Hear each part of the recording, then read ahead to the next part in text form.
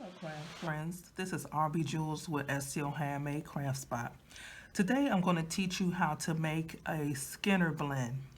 You're going to take two colors, a few craft tools, and your hands and create. I'm going to teach you how to make a Skinner bullseye cane and a Skinner blend fanfold. So let's get started.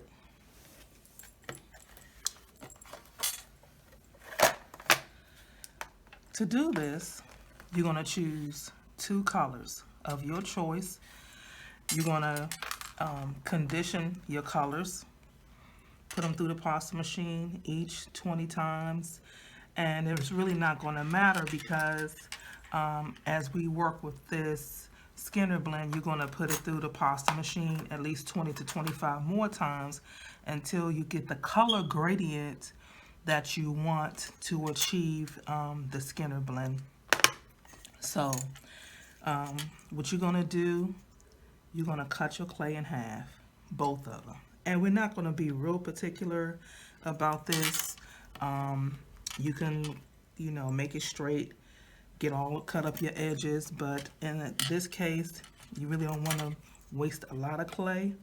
You want to get as much of the clay together that you can to achieve a blend, especially if you're going to use it for multiple purposes in a particular clay cane. I know you all hear that I need to put a battery in my alarm, and I will take care of that by the next video. So you're going to continue, you're going to get it all the way cut down into fours as small as you can.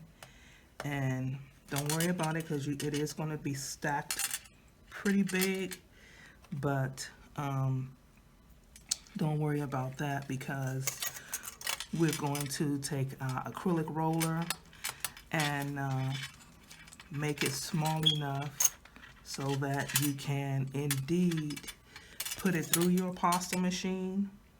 So I know this looks like a lot, folks, and don't even worry about it.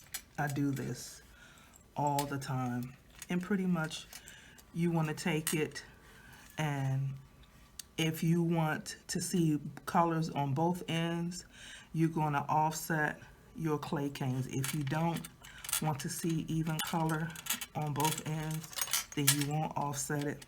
But I personally like to see even color. I see color on both ends, so I'm going to offset it. And then you pretty much, for the sake of this, I'm just going to go ahead. I'm not going to do what I would normally do, but it's still stacked up pretty big. And you can use the rest later, the scraps, in a different part of the same project or something else. And what you do, you want to make sure that everything is adjoined together.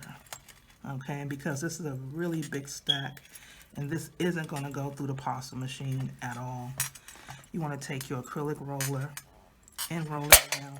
Excuse the noise. And roll it out. And continue to roll it out. And you want to continue to manipulate it so it stays together while you're making it able to go through the pasta machine. I don't get really particular in this process. As long as I achieve the blends that I need, and I oftentimes will use a lot of clay, and you can take, because the clay, like I showed you in many videos before, is very, very beginning, and this clay is particularly soft because it's fresh, so it will definitely go through the pasta machine with no problem. So when you put your clay cane in, you want to put it in this way.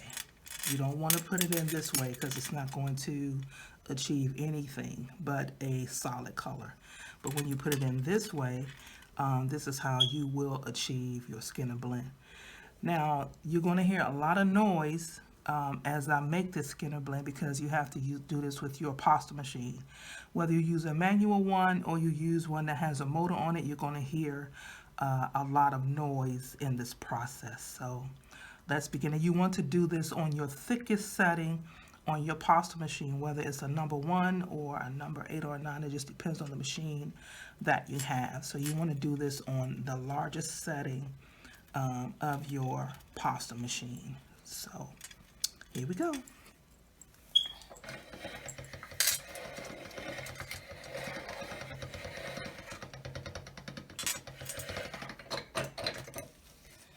So, and this is how it looks when you put it through there the initial first time. And what you're going to do each time, you're going to fold it over. And you want the colors to stay. And they're going to blend, because that's how the Skinner blend itself happens, because the colors, they are definitely going to blend. And we're going to do this 25 times. And I'm going to show the complete process so you can see how it looks through each stage of the process of the Skinner blend.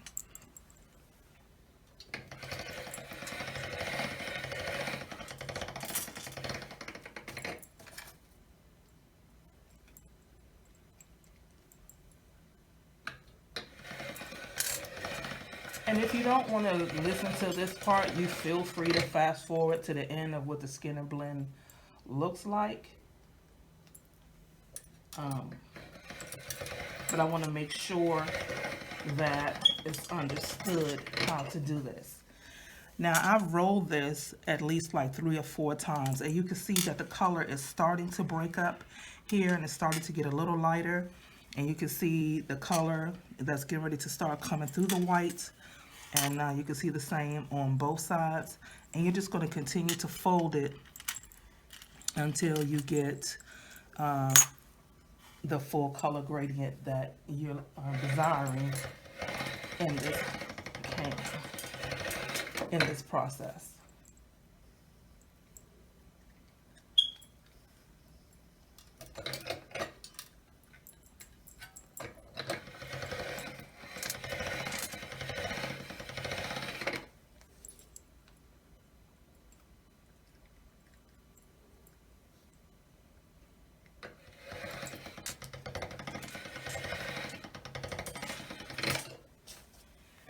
So as you can see, you're starting to see a slight gradient where you have the original purple, and you see a little bit of lavender, and you see a little bit of the white and the purple where it's going to blend. And then now you can, maybe you can or you can't, but you can see this big huge color band of the purple, and you can see a bit of the white on this side. So, and you're going to continue to fold it in this direction the long way, so that you can continue to get the color gradient.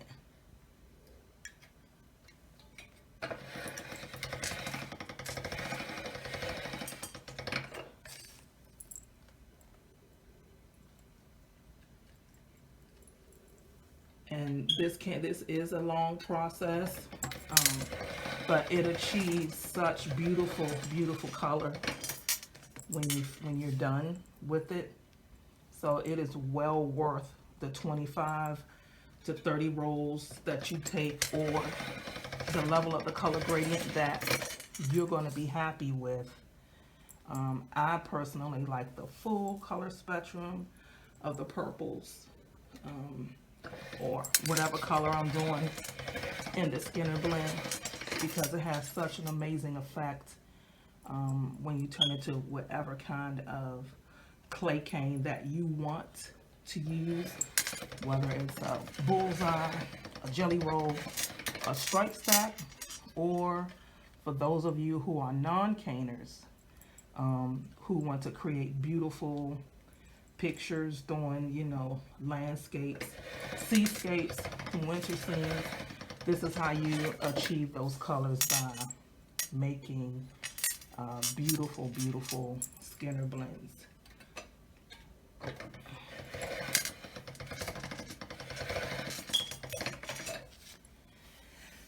So as you can see, you still see the purple on this side. You see the purple as it's changing to the different color gradients. You still see a little bit of the white on this side.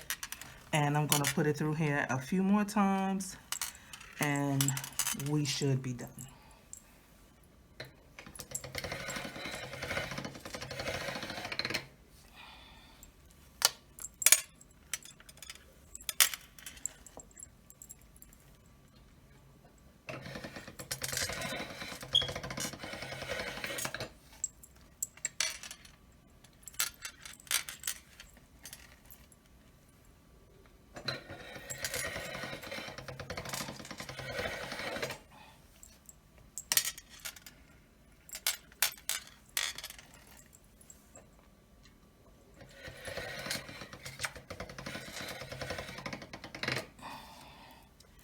Okay, folks, a few more times, because I'm not happy with the blend. And you can actually stop the blend anytime you want until you see the colors that you would like to see. So 2 more times.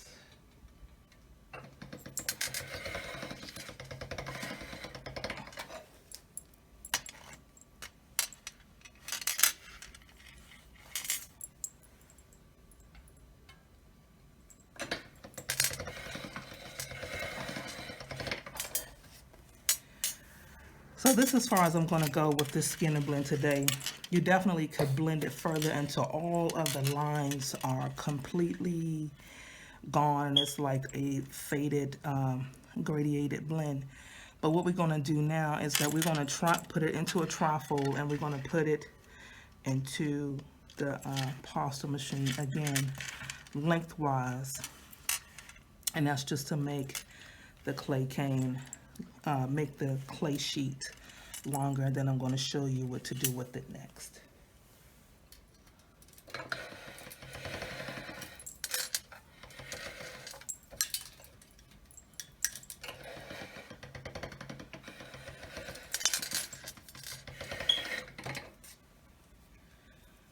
Okay, now you definitely can make this clay sheet longer if you would like, but for the purposes of this video, we're going to deal with it being long enough right here.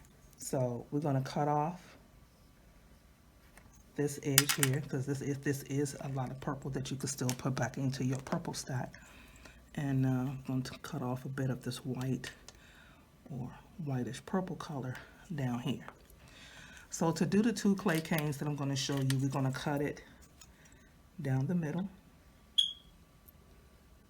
We have 2 separate sheets of clay. We're going to set one aside. So to do a bullseye cane, you decide whether you want the white on the inside or whether you want the purple on the inside. And I generally like for the purple to be on the outside.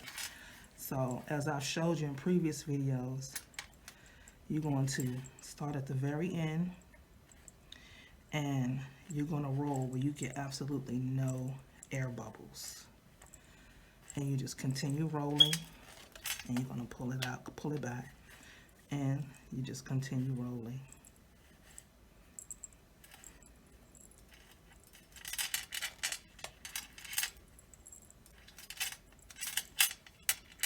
And when it's cold, the clay is very cooperative. But when it's warm, the clay can get kind of funky. And then you have to change the temperature in your studio so that it works out just fine. Now you can roll it completely over as I show you. You can make a little bevel edge and just fold it over. Okay, we're gonna cut just a little piece of this off so you can see the color gradient better.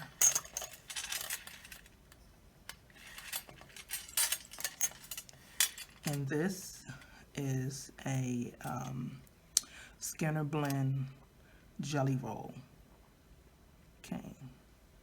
Bullseye cane. Sorry, folks, bullseye. I get them mixed up so much. So this is a bullseye cane. So next, we're going to do a fan fold. Now, it's just like it is. You know how you see those fans and they look like an accordion fold? Well, that's what we're going to do with this clay. We're going to make an accordion fold, and you can do about maybe about 1/4 of an inch Depends how big you want it. And you're gonna fold. You're gonna fold it over on itself. And you're gonna turn it over and fold. Turn it over and fold. You want to make these folds as even as possible, but they don't have to be perfect, because guess what? You're going to use them in a project. So you just want to make them as perfect as good as you can. There's no such word as perfection. You have happy accidents and perfect imperfections. So that's what we're dealing with here. And you just continue to fold it over. Each of these videos that I do is leading up to me showing you how to do a master cane. Each step that we take. Now you can leave this here, or you can cut it off, and we're going to cut it off. I'm not going to make a big deal about it.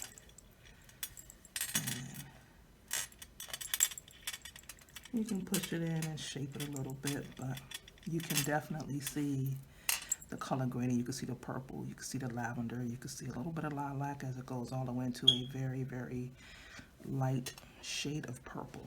So there you have your stripe stack and your bullseye cane. Until next time, thank you.